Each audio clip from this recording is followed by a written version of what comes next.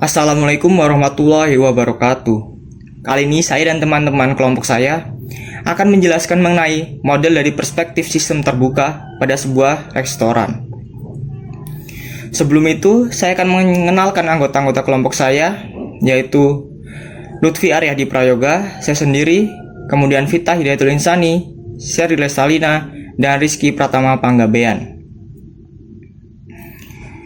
Pada materi pembahasan kali ini, kami memilih sebuah restoran bernama Kampung Bambu yang terletak di kota Bandar Lampung. Organisasi environment atau organisasi lingkungan pada restoran Kampung Bambu. Sebelum menjelaskan mengenai lingkungan organisasi pada restoran Kampung Bambu, saya akan sedikit menjelaskan apa itu organization environment. Lingkungan organisasi atau biasa disebut organization environment merujuk pada berbagai faktor dan elemen eksternal maupun internal yang mempengaruhi organisasi atau perusahaan. Ini adalah konteks di mana suatu organisasi beroperasi dan tumbuh. Lingkungan organisasi terdiri dari berbagai elemen yang dapat mempengaruhi strategi, keputusan, dan organisasi tersebut. Ketika kita berbicara tentang organisasi environment, kita biasanya merujuk pada kombinasi dari lingkungan eksternal dan internal yang bersama-sama membentuk konteks organisasi. Organisasi harus mampu beradaptasi dan merespon dengan baik terhadap dinamika dalam lingkungan mereka untuk mencapai kesuksesan jangka panjang. Penilaian dan pemahaman yang baik tentang lingkungan organisasi adalah kunci untuk pengambilan keputusan strategis yang efektif. Organization environment pada restoran Kampung Bambu di Bandar Lampung merujuk pada faktor-faktor eksternal dan internal yang mempengaruhi operasi dan kinerja restoran tersebut. Faktor-faktor ini dapat mencakup berbagai aspek seperti lokasi, kompetitor, regulasi pemerintah, budaya, dan lain-lain. Berikut penjabaran dari faktor-faktor tersebut. Yang pertama adalah lokasi. Lingkungan fisik merujuk pada lokasi geografis tempat restoran Kampung Bambu beroperasi. Bandar Lampung adalah lingkungan fisik yang mempengaruhi restoran ini. Faktor-faktor seperti iklim dan kondisi geografis dapat mempengaruhi musim makanan atau bahan-bahan lokal yang tersedia, yang dapat berdampak pada menu dan kegiatan operasi sehari-hari. Kedua ada kompetitor. Restoran Kampung Bambu harus memahami kompetisi dari restoran lain yang beroperasi di Bandar Lampung. Analisis kompetitif membantu restoran untuk mengidentifikasi kekuatan dan kelemahan pesaing, serta mengembangkan strategi untuk bersaing secara efektif. Yang ketiga adalah regulasi pemerintah. Restoran harus mematuhi berbagai regulasi dan aturan yang diberlakukan oleh pemerintah. Ini termasuk peraturan kesehatan makanan, izin usaha, perpajakan, dan standar lingkungan. Kepatuhan terhadap regulasi ini penting untuk operasi yang legal dan berkelanjutan. Yang keempat ada budaya dan tradisi. Mengingat lokasi di Bandar Lampung, restoran Kampung Bambu perlu mempertimbangkan budaya dan tradisi lokal. Ini mencakup cara menyajikan makanan, pilihan menu, serta pengaturan suasana restoran. Menghormati budaya lokal dapat meningkatkan daya tarik dan penerimaan oleh komunitas setempat. Kelima ada inovasi dan kreativitas. Restoran perlu berinovasi dan kreatif dalam mengembangkan menu dan pengalaman bagi pelanggan konsumen. Ini melibatkan eksperimen dengan bahan makanan baru, menciptakan hidangan unik, serta merancang promosi dan layanan yang menarik bagi pelanggan. Inovasi adalah kunci untuk mempertahankan minat pelanggan. Yang keenam adalah konsumen. Konsumen adalah elemen penting dalam lingkungan organisasi sebuah restoran. Restoran perlu memahami preferensi, perilaku, dan kebutuhan konsumen mereka. Ini termasuk pemahaman tentang apakah konsumen lebih suka makan di tempat atau memesan untuk dibawa pulang. Preferensi diet atau restriksi makanan, serta tingkat harga yang dapat mereka bayar. Restoran harus selalu berusaha memberikan pengalaman positif kepada konsumen untuk mempertahankan dan meningkatkan basis pelanggan. Dan yang terakhir adalah supplier atau pemasok. Pemasok atau supplier adalah pihak yang menyediakan bahan makanan dan produk lainnya yang diperlukan oleh restoran. Restoran Kampung Bambu harus menjalin hubungan yang baik dengan pemasok mereka. Hal ini melibatkan aspek seperti kualitas, harga, dan waktu pengiriman dari bahan makanan yang disediakan. Hubungan yang baik dengan pemasok dapat memastikan ketersediaan bahan makanan berkualitas dan harga yang kompetitif. Itu saja yang dapat saya jelaskan mengenai organisasi environment pada restoran Kampung Bambu. Penjelasan selanjutnya akan dijelaskan oleh teman saya. Pada model perspektif sistem terbuka, dalam konteks organisasi restoran, ini mengacu pada konsep bahwa restoran adalah suatu sistem yang berinteraksi dengan lingkungannya dengan mengambil input, kemudian memprosesnya, dan kemudian menghasilkan output. Model perspektif yang kedua ada input organisasi, yakni untuk mengidentifikasi proses input dalam organisasi restoran. Kita perlu mempertimbangkan berbagai komponen utama seperti bahan baku, uang dan modal, sumber daya manusia, informasi dan pengetahuan, pelanggan organisasi jasa, serta persediaan. Yang pertama, ada bahan baku.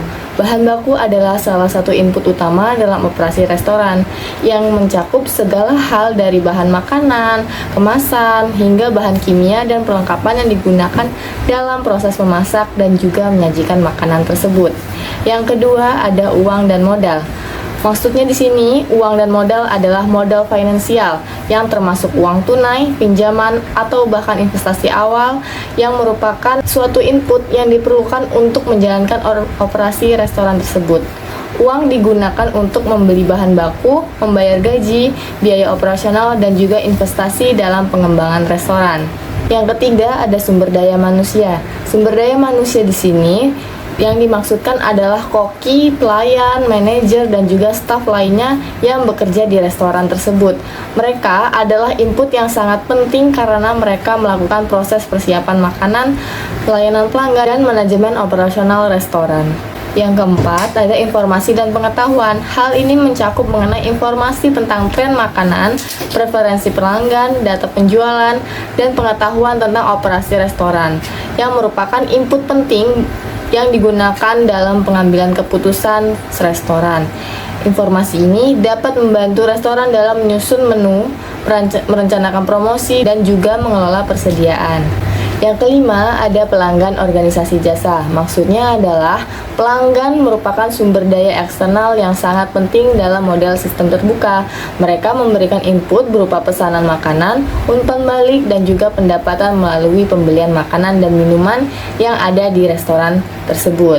Yang keenam, ada persediaan. Persediaan ini melibatkan stok bahan baku, makanan siap saji, minuman, dan perlengkapan lainnya. Dengan memahami tingkat persediaan dan juga mengelolanya dengan baik adalah kunci dalam menjaga operasi restoran agar selalu berjalan dengan lancar. Dalam model sistem terbuka ini, organisasi restoran tidak hanya mengambil input dari lingkungan eksternal saja, tetapi juga dapat menghasilkan output seperti hidangan yang disajikan kepada pelanggan, layanan yang memuaskan, dan juga laporan keuangan suatu restoran. Keseluruhan sistem restoran ini harus dirancang dan juga dikelola dengan baik untuk mencapai tujuan bisnis dan juga memenuhi kebutuhan pelanggan. Dan di sini saya akan menjelaskan mengenai konversi dalam dunia restoran di bidang SDM, yang dimana konteks ini mengacu pada transformasi bahan baku, modal, sumber daya manusia, dan informasi adalah salah satu produk dari layanan yang disajikan kepada pelanggan. Berikut adalah identifikasi proses input organisasi dalam dunia restoran. Yang pertama ada bahan baku, yang dimana hal ini mencakup semua bahan makanan ataupun minuman yang sering digunakan dalam proses memasak dan penyajian. Hal ini termasuk dalam bahan baku daging, sayuran, bumbu, dan minuman. Poin kedua adalah proses input, yang dimana melibatkan penerimaan, penyimpanan, persiapan, dan penggunaan bahan baku untuk menciptakan hidangan yang baik. Dan poin kedua adalah mesin, yang dimana kita ketahui mesin dan peralatan sering digunakan di restoran untuk berbagai tahap seperti pemanggangan, pemotongan, dan penyajian makanan. Poin kedua adalah proses input, yang dimana melibatkan pemeliharaan dan penggunaan peralatan dengan efisien. Dan poin ketiga yaitu termasuk uang dan modal, yang dimana modal diperlukan untuk pembelian bahan baku, pembayaran gaji karyawan, serta penyewaan tempat dan operasional restoran. Proses ini mencakup manajemen keuangan dalam perencanaan anggaran dan pengelolaan modal. Poin keempat adalah sumber daya manusia. Seperti yang sering kita ketahui adalah SDM, yang dimana karyawan restoran adalah aset berharga yang mereka libatkan dalam semua aspek operasional, termasuk untuk memasak, melayani pelanggan, dan mengelola restoran. Proses input melibatkan perekrutan, pelatihan, dan manajemen karyawan. Dan poin kelima ada informasi dalam bidang SDM. Yang pertama mencakup informasi untuk mengenai manajemen sumber daya manusia seperti jadwal kerja, penggajian karyawan, serta evaluasi karyawan dan kepatuhan terhadap peraturan pemburuan atau sering dikatakan penting dalam dunia operasional restoran. Proses input mencakup pengumpulan data, analisis data, dan pemanfaatan informasi untuk pengambilan keputusan yang tepat. Secara keseluruhan dapat kita simpulkan konversi dalam dunia restoran adalah proses menggabungkan semua elemen ini untuk menciptakan pengalaman yang baik dalam dunia makanan yang berkualitas untuk pelanggan sambil menjaga efisiensi operasional dan keuangan yang baik. Selanjutnya, output dari restoran dapat mencakup beberapa hal yang berbeda, tergantung pada konteksnya. Restoran memiliki berbagai hasil produksi atau output yang penting untuk operasinya, seperti makanan dan minuman, yang merupakan hasil produksi utama dari restoran. Restoran menyediakan berbagai pilihan makanan dan minuman kepada pelanggannya. Makanan yang disajikan dapat berupa nasi goreng, ayam bakar, sup, dan lain sebagainya. Sedangkan minuman yang disajikan dapat berupa air mineral, jus, dan lain sebagainya, sehingga kualitas produk tersebut sangat penting untuk kesuksesan restoran. Yang kedua yaitu pelayanan pelanggan. Restoran harus memberikan pelayanan pelanggan yang sangat baik untuk memastikan bahwa pelanggan memiliki pengalaman positif dan cenderung untuk kembali. Cara pelayanan pelanggan yaitu meliputi keramahan, kecepatan, dan efisiensi dalam melayani pelanggan. Output yang ketiga yaitu restoran harus memiliki fasilitas yang memadai untuk menunjang kegiatan operasionalnya seperti family garden. Output selanjutnya yaitu pendapatan.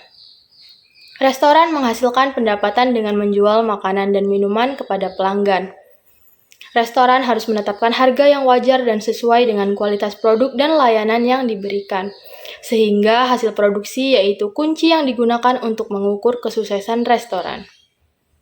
Yang terakhir yaitu output pemasaran dan promosi. Restoran menggunakan berbagai strategi pemasaran dan promosi untuk menarik pelanggan menggunakan media sosial seperti Instagram. Sehingga output dari restoran dapat dievaluasi dan ditingkatkan melalui berbagai cara seperti dengan meningkatkan kualitas pelayanan dan memperbaiki fasilitas restoran.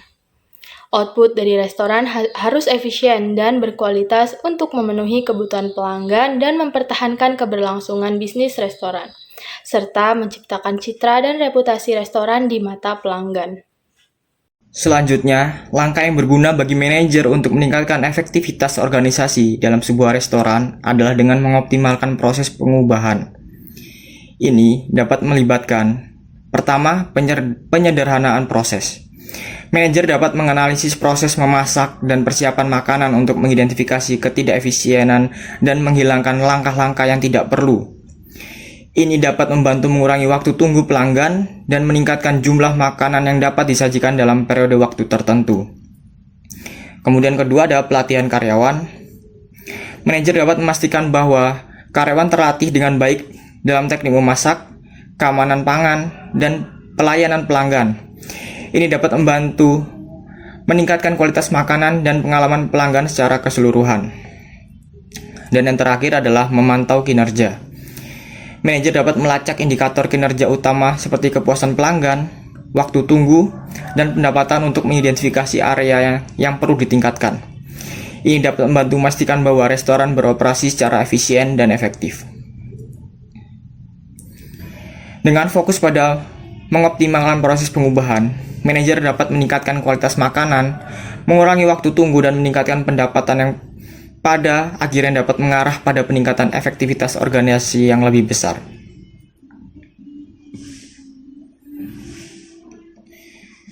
Sekian, itu saja penjelasan yang dapat kami sampaikan pada materi kali ini. Kurang dan lebihnya kami mohon maaf. Wassalamualaikum warahmatullahi wabarakatuh.